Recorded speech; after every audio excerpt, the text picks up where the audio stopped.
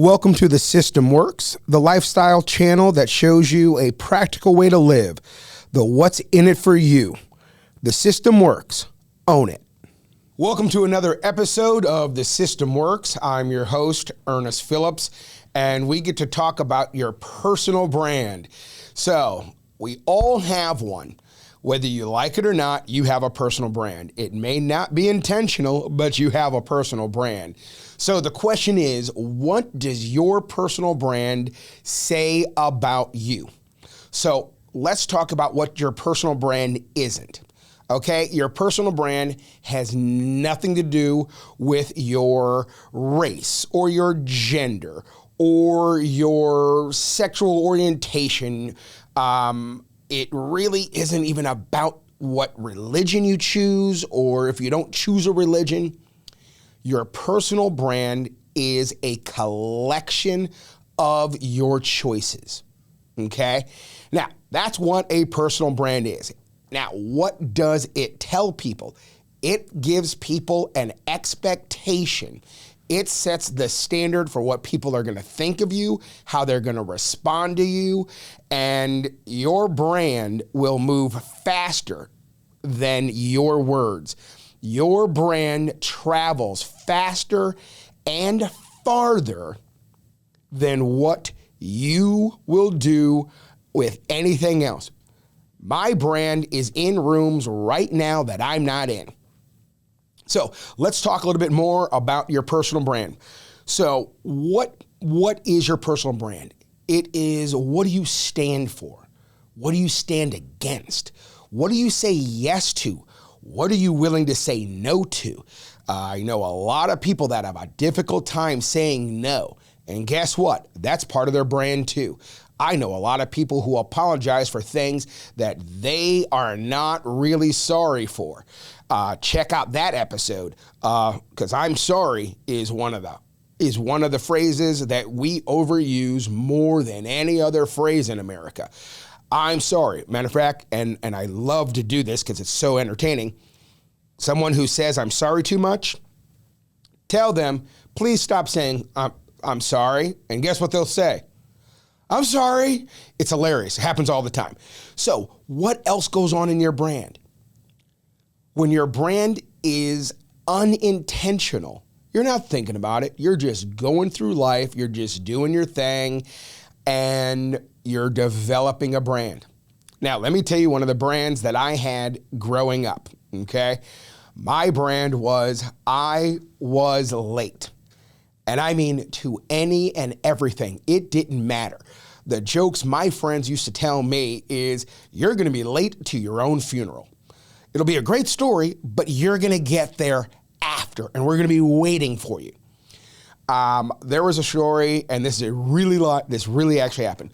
So we're all getting ready to go to play basketball, okay?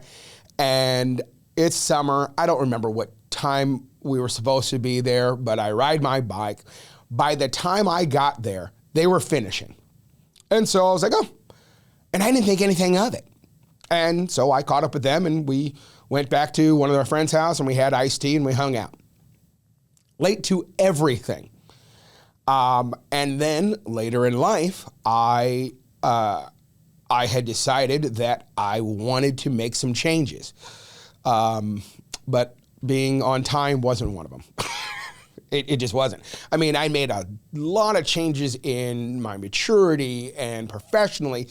And one day there was a guy in one of my church groups and one of my men's groups, and he had brought up this particular job at the company he worked for. And I said, I would be perfect for that. That would be such a great job.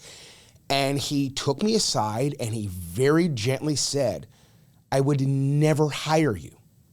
And I was stunned. I'm like, no, and I'm telling him all the things. He goes, oh, no.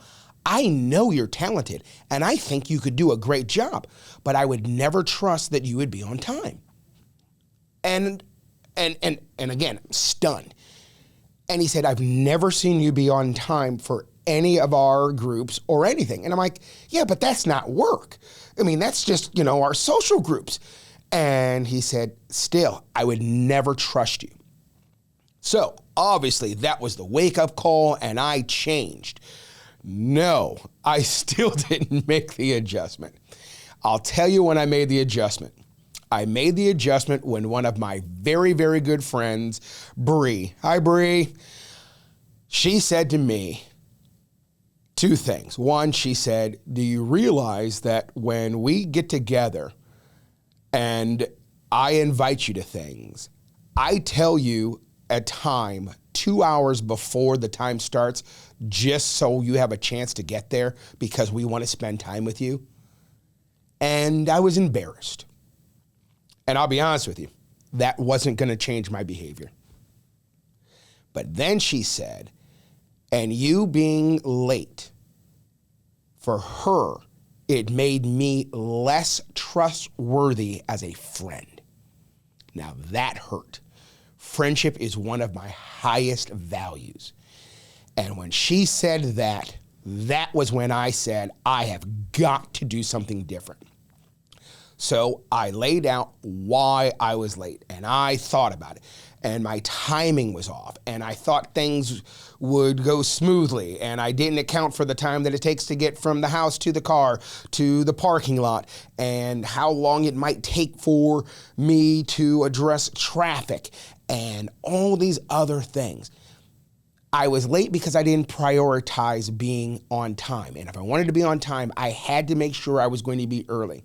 So I said to my group of friends, you are going to learn and watch me be on time, and I'm going to know that you have believed in me, that I've shown it when there's a day when I'm about 5 minutes late and you're actually going to worry for my safety.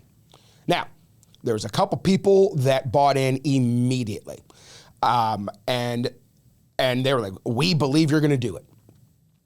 And they bought in. And then there was a couple people that they waited a little while and they saw the consistency and then they bought in. And then there's Bree. She didn't buy in. She always assumed I was going to be late. She always assumed I was going to be late. She always assumed I was going to be late. And it was about maybe 2 years later when I asked her, so do you think I'm going to be on time? She goes, probably not. And I'm thinking, wait a minute. I've been crushing this. Everybody else has bought in. And she said something that has always stuck with me. She said, you were late for X number of years. Why should I believe that you're going to be different until you show different for the same amount of time? And that was sobering. That was stunning. And I said, fair. And I don't know how many years later it was, but I was visiting her in Florida where she used to live. And she said to me, I now believe you are going to be on time. And it felt amazing. My brand was I used to be late. My brand now is if I'm not early to things, people are surprised.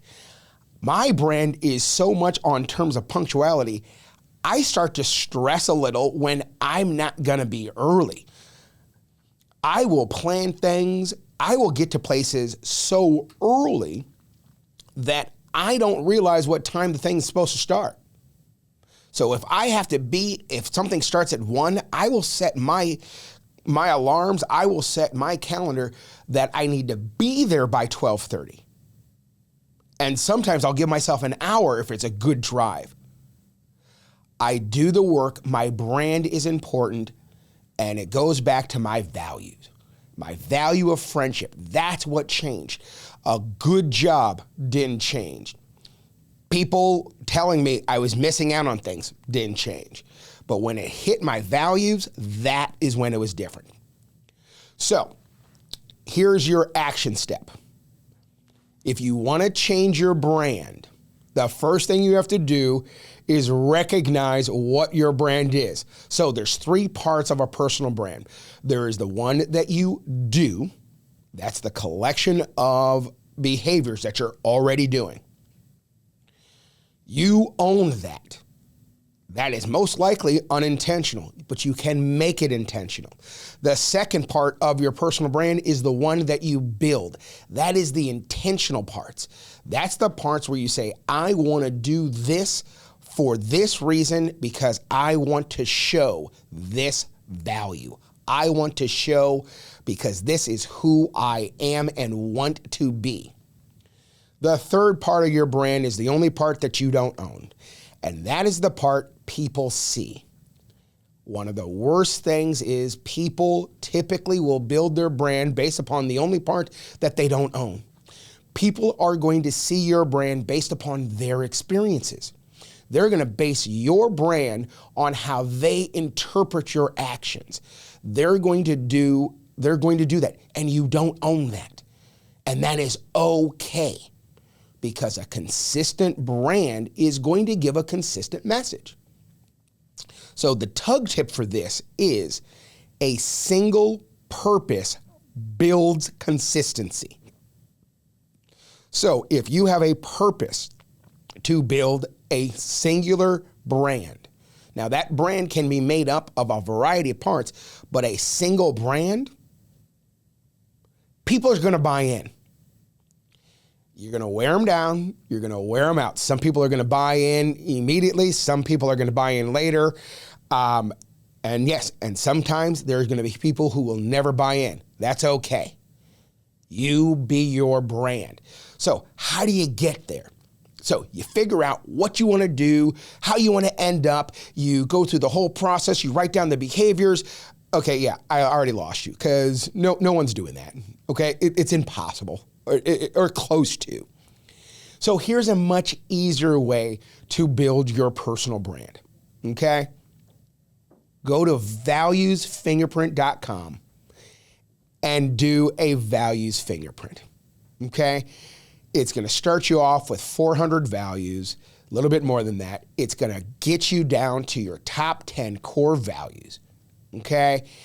It'll take you about 30 to 45 minutes, and you now will be able to see what your values are. And then you build your brand off of your values.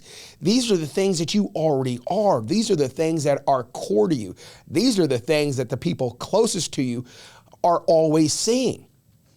My top 4 values: love, truth, respect, humor.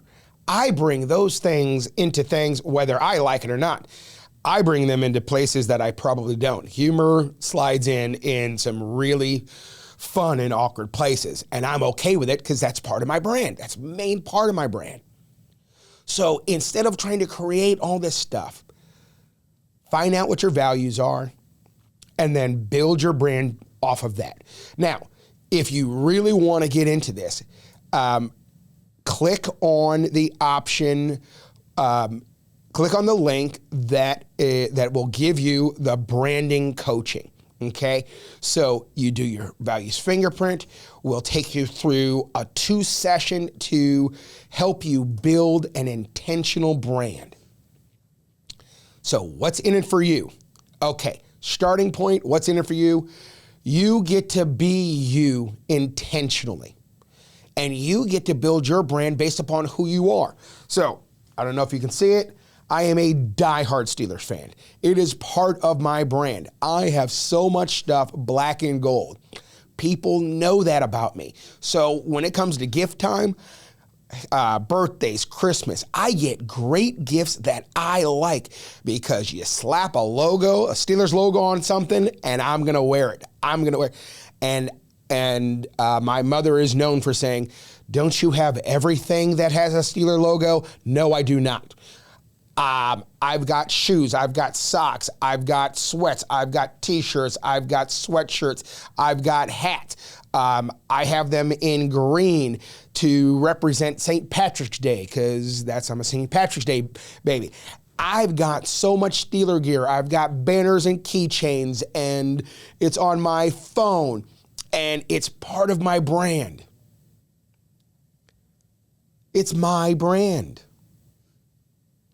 Now, if you don't like the Steelers or you don't like football, that's okay. It's not your brand. It's my brand. So build the brand that you are proud of. Build the brand that makes sense to you. Now, I don't care what product is out there. There's a target audience for it. There's a target audience for every brand, and there are some products out there that are just crazy to me. I will watch commercials, you'll see them, and you'll think, who buys that? Someone is, because there's a commercial for it. And what I always say, when I see something like that, I don't diminish the product. I say, I'm clearly not their target audience. So what's in it for you? You will have an intentional brand.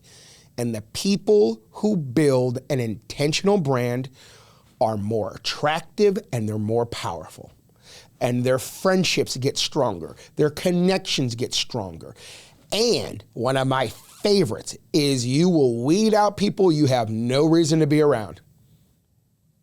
You will weed them out. They won't want to spend time with you because your brand is so different than who they are and what they want. And I gotta be honest with you, that saves myself so much drama. And now you're going to be around people who have shared values. And that's deeper than like-minded. Shared values is core. So I encourage you to do all the things that are you. Be who you are. You're here for a reason. Be you. No one's going to be you better than you can be. So don't try to be the best you. Be a more pure you. And the pure you starts with your core values. So check out the values fingerprint. Check out the branding coaching. And I can't wait to hear about what you're doing. So we'll see you again soon. We hope you enjoyed this episode of The System Works. Have fun with the action steps. Enjoy the Wi-Fis. Click like, click subscribe, and comment. The good and the bad, we like them all. We look forward to seeing you next time. The System Works. Own it.